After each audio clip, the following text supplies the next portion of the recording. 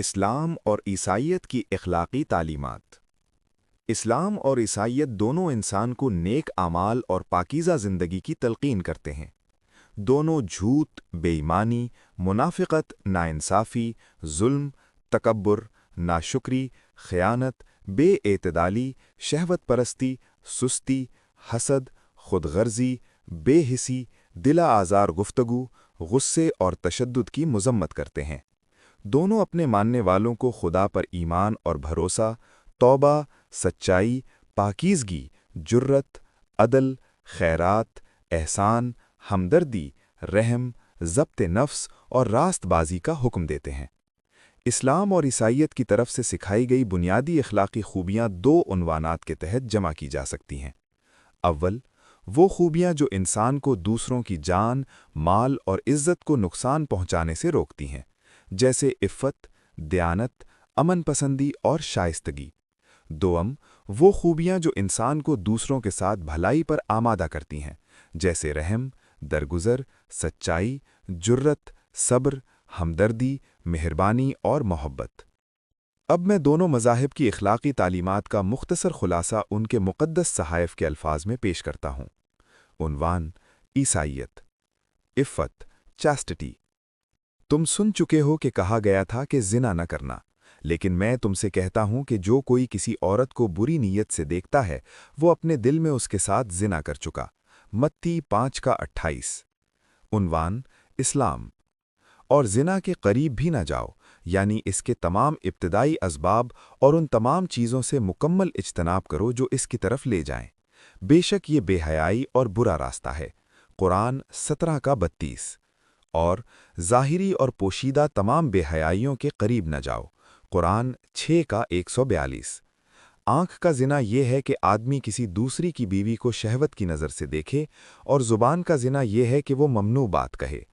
اقوال محمد صلی اللہ علیہ وسلم۔ عنوان: امن پسندی۔ دیکھو میں تمہیں بھیڑوں کی مانند بھیڑیوں کے درمیان بھیجتا ہوں، پس سانپوں کی مانند ہوشیار اور کبوتروں کی مانند بے ضرر بنو۔ متی 5:5۔ مبارک ہوں وہ جو صلح کراتے ہیں، کیونکہ وہ خدا کے بیٹے کہلائیں گے۔ متی 5:9۔ جس نے کسی انسان کو قتل کیا گویا اس نے تمام انسانوں کو قتل کیا، اور جس نے ایک جان بچائی گویا اس نے تمام انسانوں کی جان بچائی۔ قرآن 5:32۔ مسلمان وہ ہے جس کی زبان اور ہاتھ سے لوگ محفوظ رہیں، اور مہاجر وہ ہے جو ان چیزوں کو چھوڑ دے جن سے خدا نے منع کیا ہے۔ اقوال محمد صلی اللہ علیہ وسلم۔ کیا میں تمہیں روزہ، نماز اور صدقے سے بھی بہتر عمل نہ بتاؤں؟ وہ ہے آپس میں صلح کرانا، کیونکہ دشمنی اور بغض نیکیوں کو جڑ سے اکھاڑ دیتے ہیں۔ اقوال محمد صلی اللہ علیہ وسلم۔ عنوان: شائستگی۔ لیکن میں تم سے کہتا ہوں کہ جو کوئی اپنے بھائی پر بلا وجہ غصہ کرے وہ عدالت کے خطرے میں ہوگا، اور جو اپنے بھائی سے کہے احمق وہ جہنم کی آگ کا مستحق ہوگا۔ متی 5:22۔ اور لوگوں کے سامنے تکبر سے منہ نہ پھیرو، اور زمین میں اکڑ کر نہ چلو، بے شک خدا کسی گھمنڈی شیخی خور کو پسند نہیں کرتا۔ اپنے چلنے میں اعتدال رکھو اور اپنی آواز پست رکھو، بے شک سب سے بدتر آواز گدھے کی آواز ہے۔ قرآن 31:18-19۔ اے ایمان والو، نہ کوئی قوم کسی قوم کا مذاق اڑائے، ممکن ہے وہ ان سے بہتر ہو، نہ عورتیں عورتوں کا مذاق اڑائیں، ممکن ہے وہ ان سے بہتر ہوں۔ ایک دوسرے کو طعنہ نہ دو اور برے القاب سے نہ پکارو، اور زیادہ گمان سے بچو، بے شک بعض گمان گناہ ہوتے ہیں، اور جاسوسی نہ کرو اور ایک دوسرے کی غیبت نہ کرو۔ قرآن 49:11-12۔ کوئی شخص اس وقت تک سچا مسلمان نہیں ہو سکتا جب تک اس کا دل اور زبان دونوں درست نہ ہوں۔ اقوال محمد صلی اللہ علیہ وسلم۔ عنوان: دیانت۔ تو اپنے پڑوسی کے گھر اس کی بیوی، اس کے غلام یا اس کی کسی چیز کا لالچ نہ کر۔ خروج 20:17۔ اور ان چیزوں کی تمنا نہ کر جن میں خدا نے تم میں سے بعض کو بعض پر فضیلت دی ہے، مردوں کے لیے ان کی کمائی ہے اور عورتوں کے لیے ان کی کمائی ہے۔ قرآن 4:32۔ اور آپس میں ایک دوسرے کا مال ناحق نہ کھاؤ اور نہ اسے حکام تک پہنچاؤ تاکہ تم جان بوجھ کر دوسروں کا کچھ مال ظلم سے ہڑپ کر سکو۔ قرآن 2:188۔ पूरा नाप दो और घाटा देने वालों में से न बनो, और सही तराजू से तोलो और लोगों को उनकी चीज़ों में नुकसान न पहुंचाओ। कुरान 26 का 181 से 183। क़यामत के दिन मैं उस शख्स के खिलाफ फरीक बनूंगा जो मजदूर से पूरा काम ले मगर उसे पूरी उजरत न दे। अक़वाले मोहम्मद सल्लल्लाहु अलैहि वसल्लम। उन्वान, सच्चाई और अदल। तू अपने पड़ोसी के खिलाफ झूठी गवाही न देना। खुरूज 20 का 16। फैसले में टेढ़ न करो, न किसी का लिहाज करो और न रिश्वत लो। इस्तिस्ना 16 का 18 से 20। कोई शख्स हकीकी मानों में सच्चा नहीं जब तक वो कौल, फेल और नीयत में सच्चा न हो। अक़वाले मोहम्मद सल्लल्लाहु अलैहि वसल्लम। ए ईमान वालो, अदल पर मजबूती से कायम रहो। खुदा के लिए गवाही देने वाले बनो, खा वो गवाही तुम्हारे अपने खिलाफ हो या वालिदैन और रिश्तेदारों के खिलाफ। कुरान 4 का 135। उन्वान, जुर्रत और सब्र। ए ईमान वालो, सब्र और नमाज से मदद चाहो, बेशक खुदा सब्र करने वालों के साथ है। कुरान 2 का 153।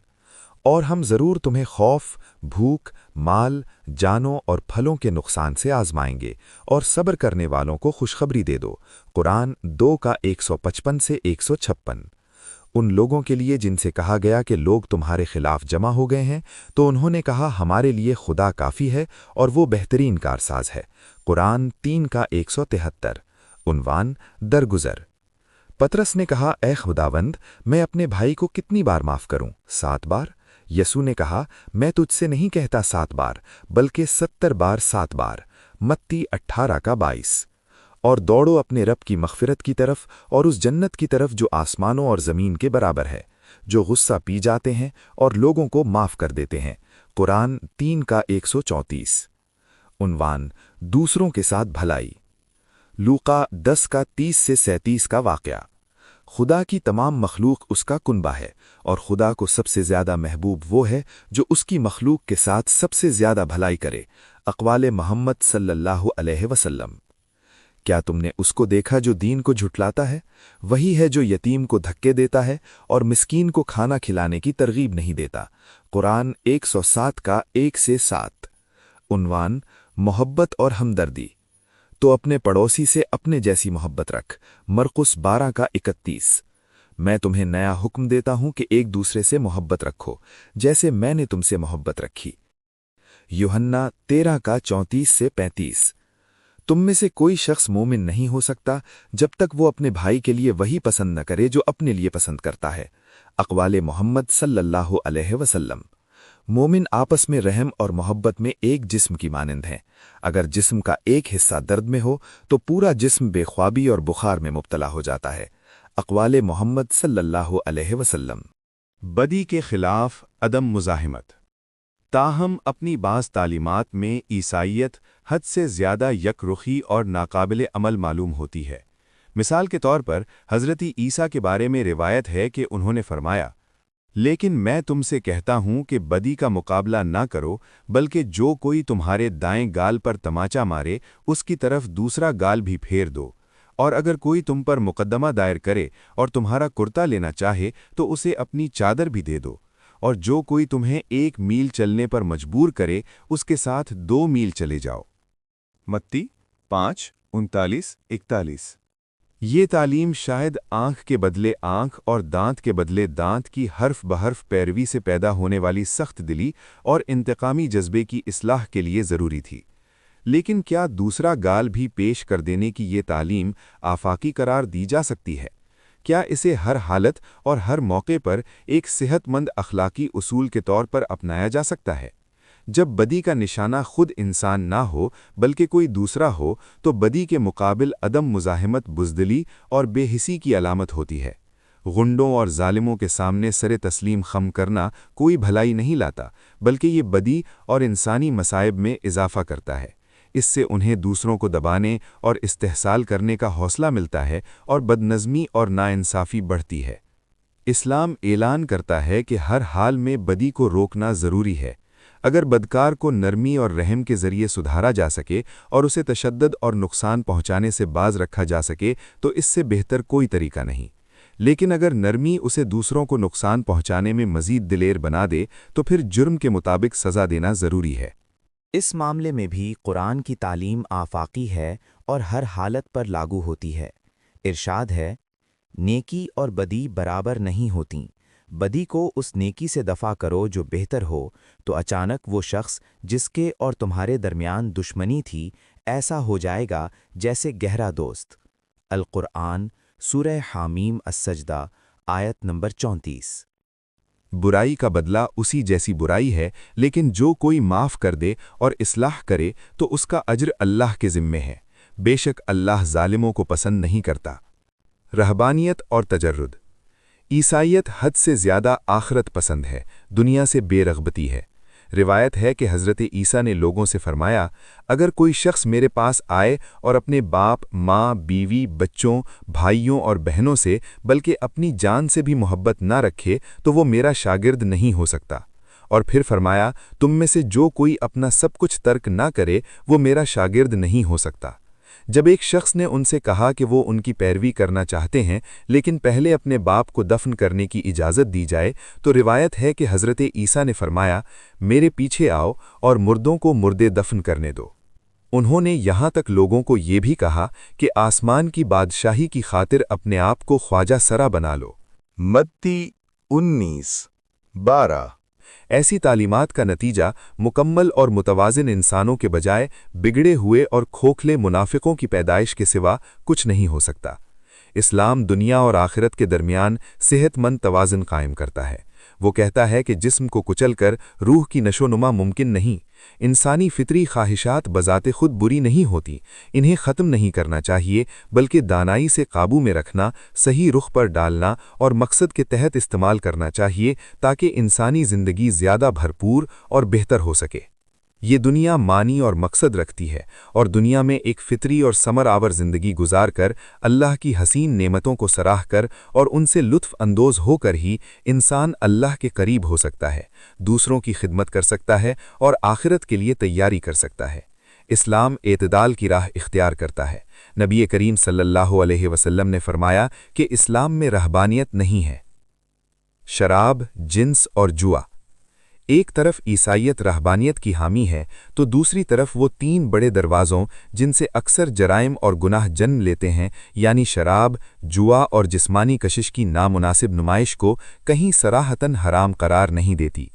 در حقیقت شراب عبادت مقدس یعنی ہولی کمیونین کا ازلی جزو ہے، اور یوحنا کی انجیل کے مطابق حضرت عیسیٰ کا پہلا معجزہ پانی کو شراب میں تبدیل کرنا تھا۔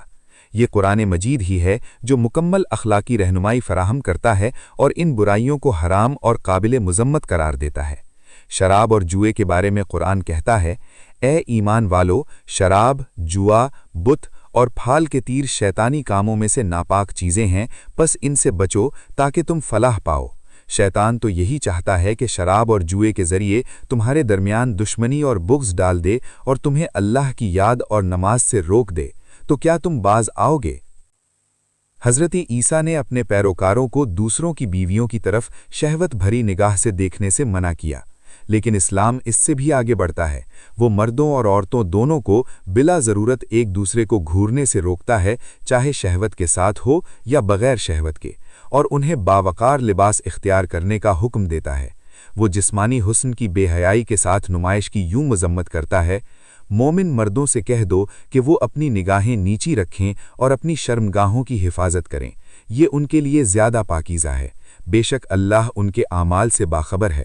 اور مومن عورتوں سے بھی کہہ دو کہ وہ بھی اپنی نگاہیں نیچی رکھیں اور اپنی شرمگاہوں کی حفاظت کریں، اور اپنی زینت ظاہر نہ کریں مگر جو خود ظاہر ہو، اور اپنی اوڑھنیاں اپنے گریبانوں پر ڈالے رکھیں، اور اپنی زینت ظاہر نہ کریں۔